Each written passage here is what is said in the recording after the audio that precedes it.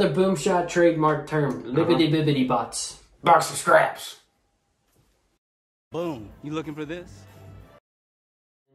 Welcome back to Boom Shot. I'm Kel. This is Colby, Yes, and sir. Marvel's What If released a new episode today, and it's about Tony Stark if he never got captured by the Ten Rings and never became Iron Man, and kind of a sad episode for a personal Iron Man fan. But let's talk about it. And, all right, let's open up with a recap. All right, so the episode starts off in the same setting as the first Iron Man. Very nostalgic. Yeah, dude, all the way back in 2008, man. I know, dude, it's crazy. But so in this universe, Killmonger snatches the bomb and saves Tony. Yeah, I was sick, dude. He's got the phone out, and he looks over to his right, and he just sees Stark Industries. You think he'd learn a lesson, but apparently it takes some weird doctor in a cave to teach Tony Stark a lesson. Yeah, and then so Killmonger comes in, takes the bomb, yeets it. Yeah, I was sick, dude. What an arm, dude. Now, honestly, dude. Put him on the football field, Golly, man. dude. That was insane, man. Patrick Mahomes who? Throwing Dilford down. Yeah, he really was, bro. So then Tony, after that, he gets back, Tony and Killmonger get back, and Tony makes Killmonger a CSO. Chief Security Officer. And then, so, when he does that, Killmonger comes up to the mic and he exposes Box of Scraps for trying to assassinate Tony. He's the one that set the whole thing up with the 10 rings and that. And then, so after that, Killmonger's then promoted to COO. Dude, Chief Operational Officer. So what Obadiah Stane was, or Box of Scraps as he's better known as, that's what Killmonger became. So the two then go on, they become best buddies, just best friends. And so they go on and try to build the Liberty Bibbity bots. And needing a power source, they go to, our Killmonger offers his ring, which is made of vibranium, and vibranium is a very sustainable power source. And that's not enough vibranium, so they have to go to Ulysses Claw. They get Rhodey, because he's like a military liaison for Stark Industries, to go to Claw to find some vibranium on that ship that we saw in Avengers Age of Ultron. Kind of tying in a little bit, it's all over the place. It felt like an accelerated MCU. Yeah, because there are a bunch of movies got tied into this. Age of Ultron, Black Panther. Yeah, with all of that, we couldn't find much, Easter eggs. Yeah, Iron Man 2. I mean, that's kind of an Easter egg with the suits that we'll get into. Yeah. Which we already kind of talked about them. But so T'Challa arrives on the ship. Yeah, trying to get the vibranium back. Dude, T'Challa arrives and he absolutely wrecks the crew. They never stood a chance. He destroys them. If there's an MCU Batman, it's Black Panther. Dude, yeah, they didn't even know he was there. Yeah. And then so leaving, but Rhodey and Claw were left alive, and they were the only ones that we know of, right? Left alive. Yeah, I think every other, maybe not alive, but they just weren't knocked out. I don't know. That's true. Yeah, he may not have killed. Yeah, he may not have killed everybody, but it's probably he probably did kill people. Those vibranium claws don't mess, bro. So Killmonger comes in and kills T'Challa and Rhodey. That was sad scene. Dude. That was terrible, bro. Okay. So vibranium's one weakness is sonic weaponry, dude. And Killmonger's just walking up, just kind of getting closer, and they have to rip off. He rips off his Black Panther helmet, and you can see his veins kind of popping, and then he just goes and kills him, and you just see his hand fall over. He steals the glove, or actually goes to talk to Rhodey, and then ends up killing Rhodey, and steals the glove and takes the vibranium. And we figure out that Claw is also working with him. Right. Yeah. So, after that, after he takes the vibranium, Killmonger leaves and goes back to Stark's mansion in Malibu, and is talking to Tony Stark. And Tony exposes him, and using Jarvis's, security and surveillance protocols, he figures out that he's the one who killed Rhodey. That Killmonger's the one who killed Rhodey. And so he unleashes the Libbity Bibbity bot to destroy Killmonger, who deals with it swiftly and kills Tony. I was worried. I was so worried for Tony, dude, at this moment. And then he's like, I really thought that the bot would be able to beat him. But then he is like, he said something about it having the same moveset as and Killmonger. He's like, I have to freestyle it. Killmonger's like, I have to freestyle it. Yeah. Whatever. So, but I was like, I felt so bad for Tony, dude. I was like, he's just going to get wrecked. And I was like, oh, yes, he has the bot. Yeah. And I was like, oh, no. I was wondering what he was doing whenever he shut the windows down. I was like, does this man think he's about to... I was waiting for an Iron Man armor, honestly. And he said he melted the ring, right? So that's how he powered that one. Mm-hmm. Yep.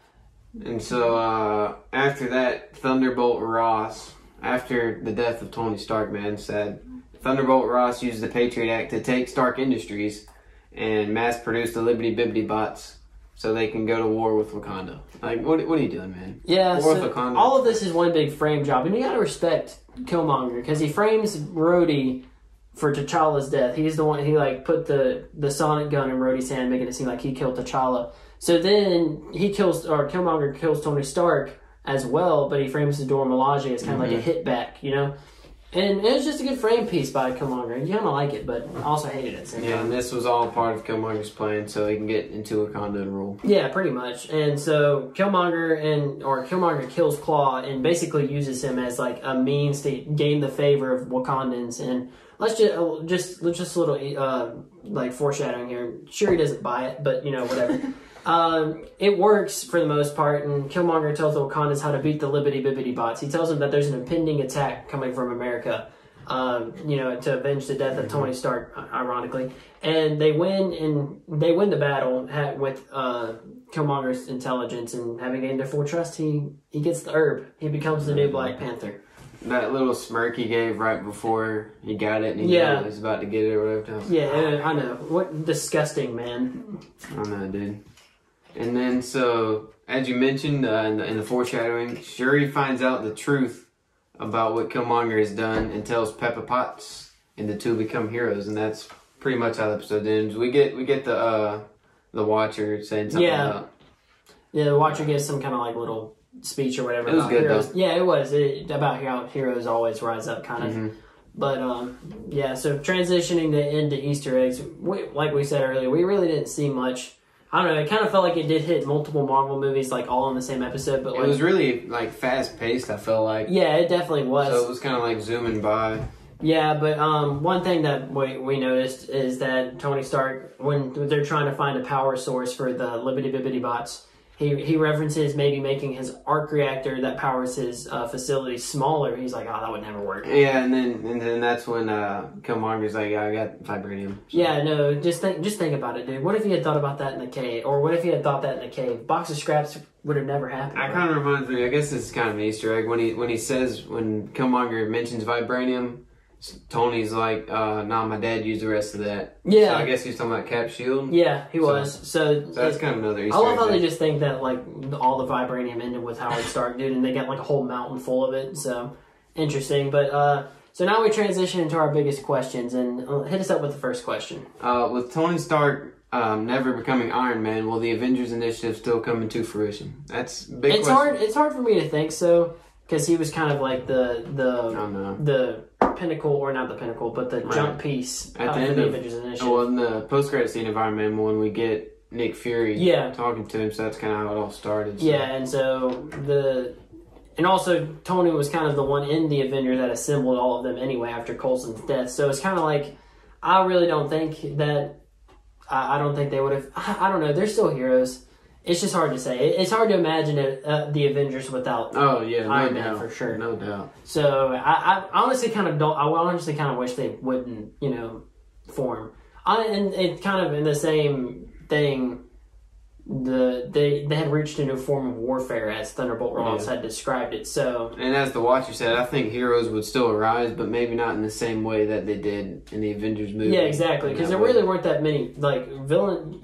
Kind of like what Vision said in Civil War, like, you only see a rise in villains whenever there's a rise in heroes. Like, power matches power, right? So, if we never see a hero like Iron Man, then we may never see villains, we saw in the original Marvel Universe. So the next question is Killmonger's Black Panther, the one with Gamora and Party Thor, in that team-up shot from the trailer? I hope so, dude. That would be an interesting... Actually, no, I don't hope so. Yeah. That would be an interesting team-up. It would be. I'm not a fan. I mean, but it would kind of be like... Each hero is kind of like... She's like Thanos' like replacement. That's a good point. And Party Thor never learned the lesson that he was supposed to learn in Thor 1. Yeah. So maybe like having actual Black Panther, like T'Challa Black Panther, wouldn't make any sense, really. That's a good point, dude. So maybe it is, but I hope it's not. I really don't like Killmonger. He's a good villain and everything. I'm just not a big fan of him.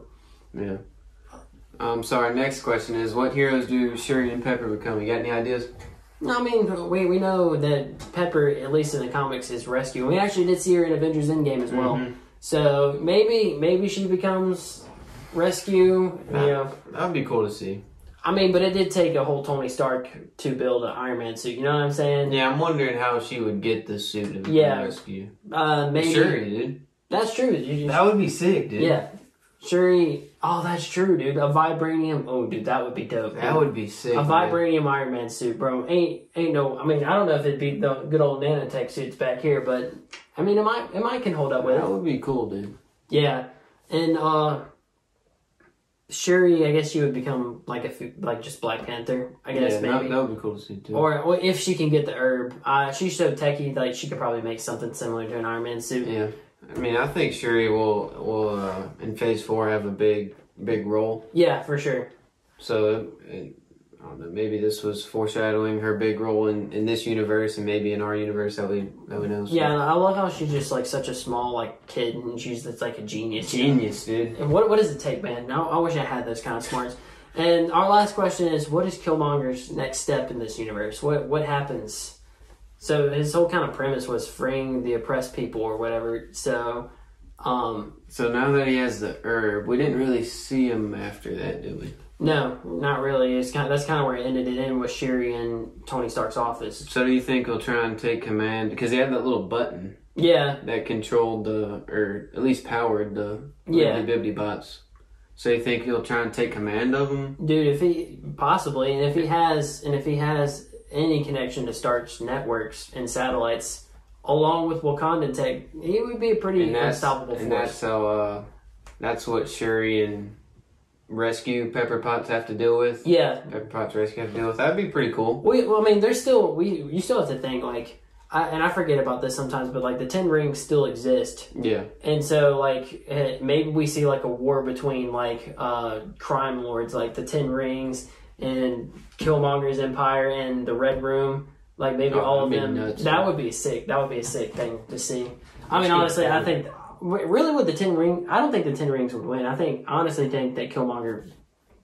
with all those Liberty Bibbidi bots? No, not even just that, but like with the full power of Wakandan tech. Oh. And if he had Stark's networks, bro, it'd be hard to beat. Yeah. It'd be very hard to beat. The Red Room's interesting to bring up, though. Yeah, because I mean, honestly, like, whatever his name is so forgettable. But Dreykov. Yeah, whatever. Dreykov. He's forgettable, but like what he built was pretty interesting. So, hold up. Can I just talk about this first? Actually, go ahead. We never covered really Black Widow. How in the world did that thing sit up in the sky and nobody noticed it? Can I just say that? How did nobody notice that? Science, molecules, I guess, convenience. I guess maybe since they thought it had been destroyed, they weren't really looking for it. Okay, yeah. I don't know. Whatever. Anyway, Plot armor, maybe. Yeah. Anyway. But dang, what was I gonna say now? Oh my! But I'm sorry. I'm sorry, dude. It was something about Dreykov, I think, or something. No, I was talking about how he's forgettable.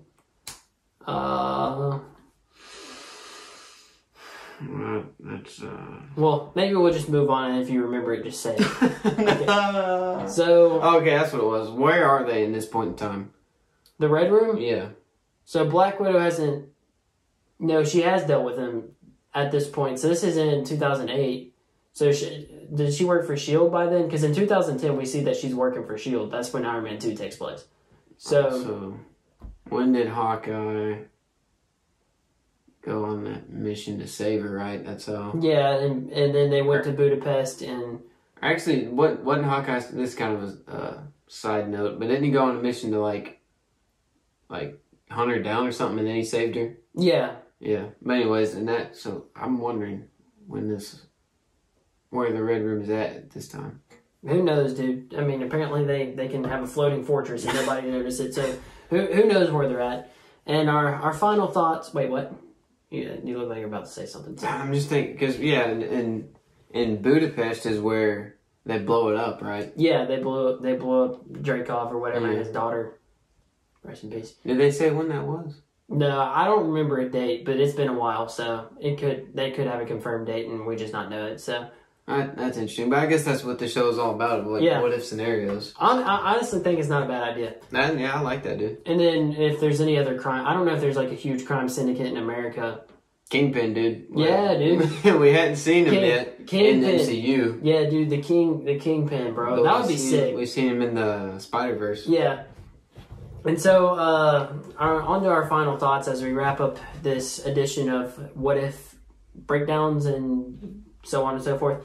My final thought, it was a good episode. I think it was pretty safe. I don't know, just kind of took one story and then it was kind of just like a combination of Iron Man and Black Panther, like to me anyway. It seemed like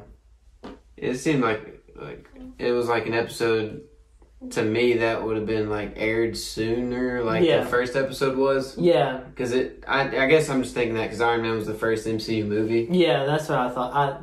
That's what I was thinking too. But yeah, it was a good episode. I liked it. Interesting story. I was following along with it. And, oh yeah, for sure. And a lot of sad deaths for real, dude. Yeah. Seeing the death of Tony Stark, bro. Especially with the way the episode opens, like about like him, building the first Iron Man suit, and then him at the battle for Earth. Yeah, that's true, dude. And he said, "I'm Iron Man." Yeah, bro. It's just sad to see that never happened. He never learned his lesson. So, which apparently is just a lot of what ifs. What if Thor never learned his lesson? Heroes have to learn a whole lot of lessons. But that's pretty much all we got. I mean, unless you got anything else. Yeah, I agree with you, dude. A lot of sad deaths, man, and T'Challa and Rhodey, dude. Yeah, that's tough, bro. Heartbreaking, dude. Yeah, heartbreaker, man. Mark 17. All right, we'll catch y'all guys in the next episode, possibly in a video sooner. We don't have no idea, but we'll see you in the next one.